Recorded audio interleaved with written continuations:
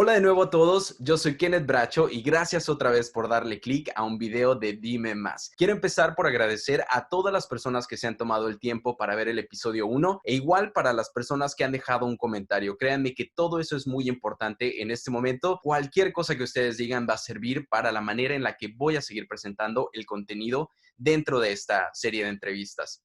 El invitado del día de hoy tiene una labor bastante importante como defensor de los derechos de los animales. Como siempre, les voy a dejar en la descripción del video todas las fundaciones y los links para que si ustedes quieren saber más o bien unirse al movimiento lo puedan hacer. No se olviden de quedarse hasta el final y suscribirse al canal para más contenido. Hola, ¿qué tal, Roberto? Gracias otra vez y bienvenido a Dime Más. Gracias por estar aquí hoy con nosotros. Gracias por la invitación y saludos a todo el público y a todo tu equipo de trabajo. Gracias, Roberto. Yo quiero empezar primero porque nos cuentes a qué te dedicas y dentro de tus actividades, precisamente, cómo se entiende tu rol como activista. Profesionalmente me dedico como asesor político. También le damos asesorías para la formación y generación de campañas políticas. Y pues también escribo para algunas revistas en torno a este tema de comunicación política y marketing digital. Esa es por la parte profesional, pero también me desempeño como activista y en diferentes ramas del activismo, ¿no? Principalmente el social es mi pasión y es lo que adoro, y como voluntariado en la parte también para hacer altruismo, la labor social.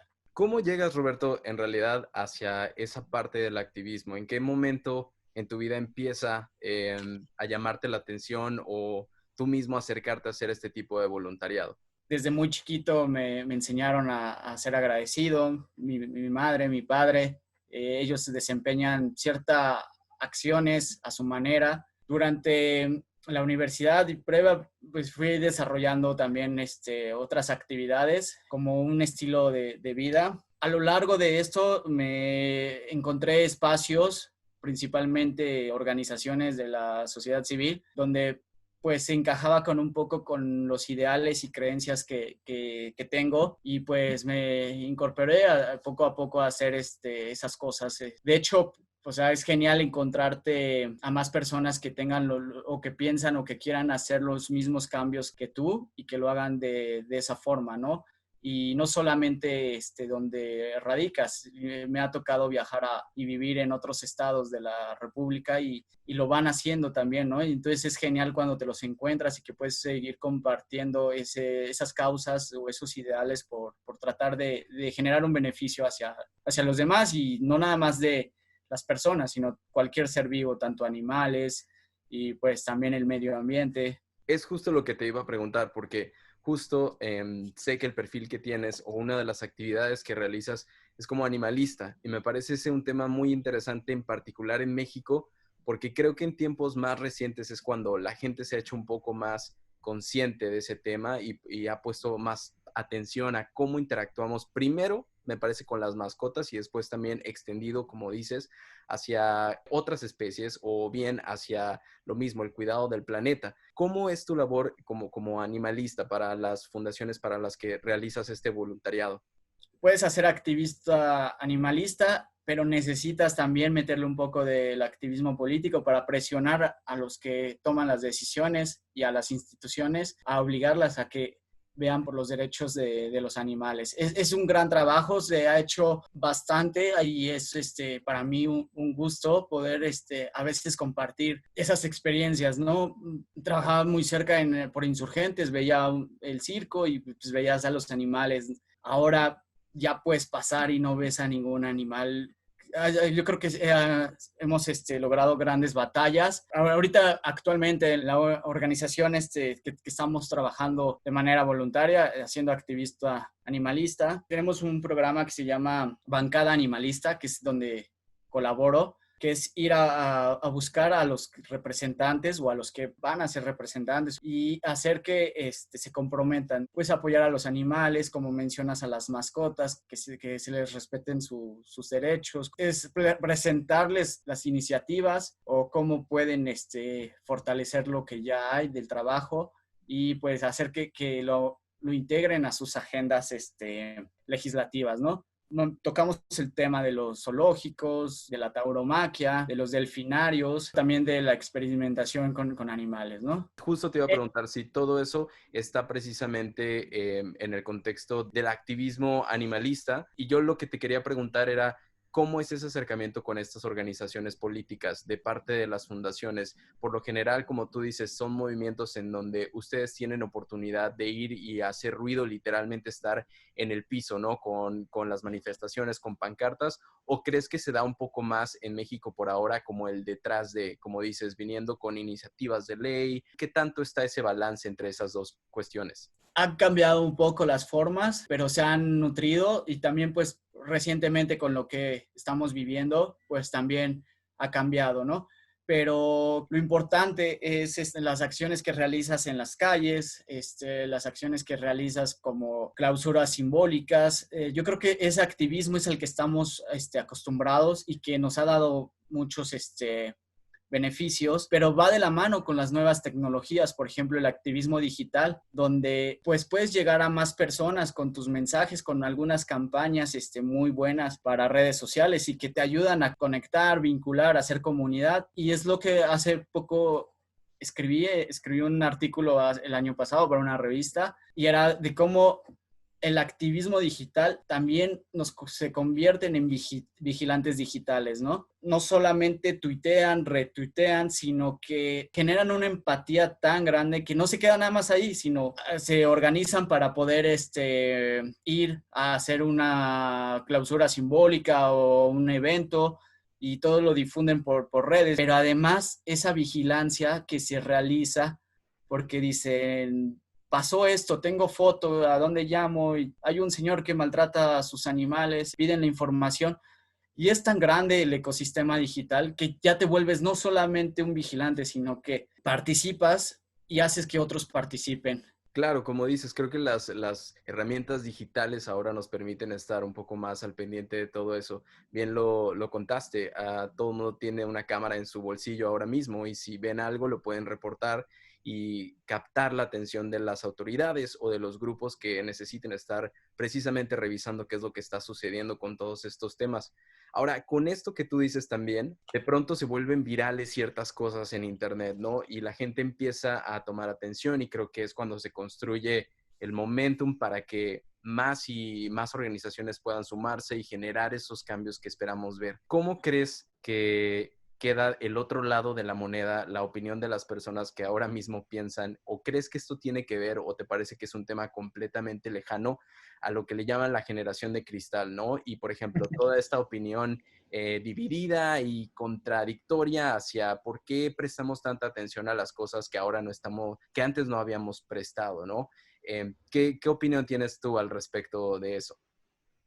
Creo que hemos crecido como ciudadanos. Es respetable la opinión. No siempre podemos estar de acuerdo con todos. Por ejemplo, no todos pueden estar de acuerdo con lo que yo comento o con las actividades que realizamos de los animalistas. Sin embargo, con lo que hemos vivido y con lo que estamos pasando actualmente, creo que fue una oportunidad para ver, ¿no? Para ver el otro lado de la moneda. Por ejemplo, de los animales, de los zoológicos, o sea, son seres vivos que fueron sacados de su hábitat y que nos los llevaron para que nosotros los pudiéramos ver. Y creo que en estas cuarentenas que hemos vivido, aprendimos eso, ¿no? Que no a nadie le gusta estar encerrado, sin poder salir, sin poder hacer. Entonces, creo que esto nos está ayudando para cambiar el chip de la gente, entender ciertas cosas y creo que también a valorar, ¿no? Para valorar lo que tenemos, tomar conciencia en el medio ambiente, para el cuidado del medio ambiente.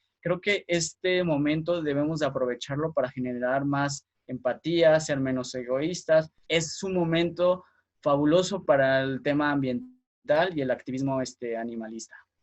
Ahora, justo también con esto que platicas de qué momentos se está viviendo, me parece que sí juega un papel importante cómo estamos interactuando con el resto del planeta. Y vuelvo al tema de los animales, porque me parece que en particular en México puede ser un tema que la gente sigue defendiendo por cuestiones de tradición, ¿no? Y porque creo que en este tipo de situaciones también cuando se trata de generar un cambio, la opinión viene con si algo ha estado funcionando de esta manera por tantos años, como por qué tratemos o trataríamos de cambiarla. Lo mismo, o la pregunta que te quiero hacer es, ¿de dónde crees que viene esa resistencia también en México? ¿Viene de parte de la tradición? ¿Viene de parte de la misma política del negocio? ¿Qué opinión tienes tú al respecto de eso? Totalmente de acuerdo contigo. Yo creo que también nos aferramos a viejas tradiciones y tradiciones que ni siquiera son de nuestra cultura, sino que nos las inculcaron de otros países. Y el arraigo, yo creo que a lo que les decimos costumbres o tradiciones, que realmente no deberían de ser para el siglo que estamos. Creo que el pensamiento y el actuar humano debe de ir más allá de esos eventos sádicos y de tortura. Entonces, creo que debemos de avanzar como humanos. Hay personas que han cambiado su alimentación, han dejado de consumir un poco de carne. Por ejemplo, hoy es lunes sin carne, que es una campaña de muchas organizaciones animalistas, donde te dicen, si no puedes dejar de comer carne, que pues al menos intenta un día, ¿no? O velo haciendo gradualmente. Entonces hay un hash, de hecho, en redes puedes encontrar el hash, que es lunes sin carne, que manejan varias organizaciones. Son pequeñas acciones que te van generando un cambio y como te comentaba, después de esto, gente cercana a mí ha cambiado su ritmo, su estilo de vida, como muchos, pero también su alimentación, ¿no? Y hay otros que también ya se preocuparon por acciones que puedan ayudar al planeta, ¿no? Ya se dieron cuenta que no es necesario consumir tantas cosas o que puedes reusar algunas cosas, unos que ya están haciendo más reciclaje. Entonces creo que todas esas acciones son muy, muy, muy importantes. Como dices, creo que son acciones importantes, además de todo, porque no son tan radicales, sino lo que platicabas del hashtag lunes sin carne puede hacer que las personas vayan tomando paso a paso acciones para generar ese cambio grande que buscamos, pero no va a suceder de la noche a la mañana, ¿cierto? Sabemos que va a ser parte de un proceso. En eso también yo te quería preguntar tu opinión como activista involucrado en todos estos temas sociales. ¿Cuáles crees que serían las tres cosas o el par de cosas que las personas podrían estar haciendo desde una trinchera, llamémosle, de la persona común y corriente, desde un ciudadano promedio que no tiene la posición política o necesariamente el involucramiento que pueden tener como activistas otros grupos, ¿no? Sino alguien que simplemente está interesado en ayudar y no sabe cómo, y si le pudiéramos o si tú le pudieras decir como tres sencillas acciones que pudieran estar haciendo. Adoptar una causa, ese yo creo que es la principal, ¿no? Toda acción que hace el activista, sea político, sea social, sea animalista, sea ambiental, es principalmente adoptar una causa, querer solucionar o cambiar lo que está pasando en su entorno y alzar la voz, es como podemos hacerlo. Ahorita te decía, tenemos las tecnologías y ahorita va a ser más digital también varias cosas, entonces eso nos ayuda bastante y de ahí actuar, ¿no? Aprender a reusar cosas, el reciclaje, cambiar un poco nuestros hábitos de alimentación y de ahí vamos vinculándonos con otras personas que piensan lo mismo o tienen la misma causa y vamos creando comunidad. Por ejemplo, hay activistas que yo conocí en redes y nos veíamos en las marchas y dije, hola, yo soy tal, te escribo y me dijo, ya me acordé de ti, sí, claro. Y vas haciendo esa comunidad y ahí podemos generar muchos, muchos cambios. Estoy consciente que con pequeñas acciones realizamos grandes cambios.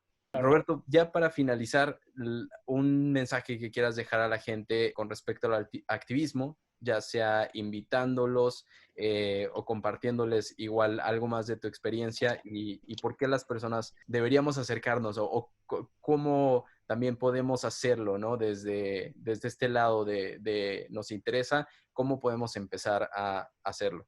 La pandemia nos ha dejado grandes aprendizajes, el uso de la bici se está incrementando, hacer que estas acciones que también lograron, por ejemplo, los activistas ciclistas, lograron lo de las ciclovías emergentes y ahorita ya están y han funcionado genial, cada vez veo más personas haciéndolo y me da gusto, ¿no? O sea, me da gusto encontrarme, ir a la ciclovía y ver que otros te arrebasen, otros pasan y cosas así, es genial, eso se debe de quedar. Y estas son acciones que se logran mediante el activismo. Consumir productos orgánicos, un día sin carne, donar.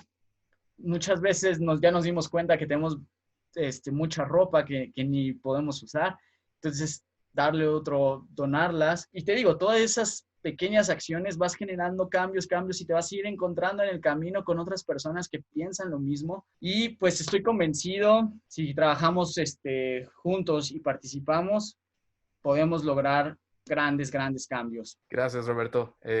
Definitivo, me gusta esa frase que dijiste. Y en verdad, pienso como tú que generar esos cambios no siempre es tan difícil como todos pensamos. Hay que empezar con esas pequeñas acciones. Claro, y cambiar las cosas por nosotros mismos y por los demás. Creo que eso también es muy importante. Gracias de nuevo por el tiempo para esta entrevista. No, gracias a ti. En verdad, gracias por la oportunidad de llegar a más personas también. ¿Dónde te podemos encontrar en redes sociales? Mi Facebook es Roberto Plasencia. En Twitter estoy como Roberto Plasenci. En Instagram estoy como Roberto-Plasencia. Estoy a sus órdenes a cualquier hora. Si les gustó, si tienen comentarios, si queremos nutrir, que alguna recomendación, se los agradecería mucho. Yo manejo mis cuentas, entonces contesto yo todo. A veces me tardo, pero contesto. Y va un comercial, no la quise mencionar, No te pero va preocupes. un comercial, porque ahorita estamos en pausa por lo que estamos viviendo, ¿no? Sí. Pero pertenezco a una que se llama Unidos por una Sonrisa.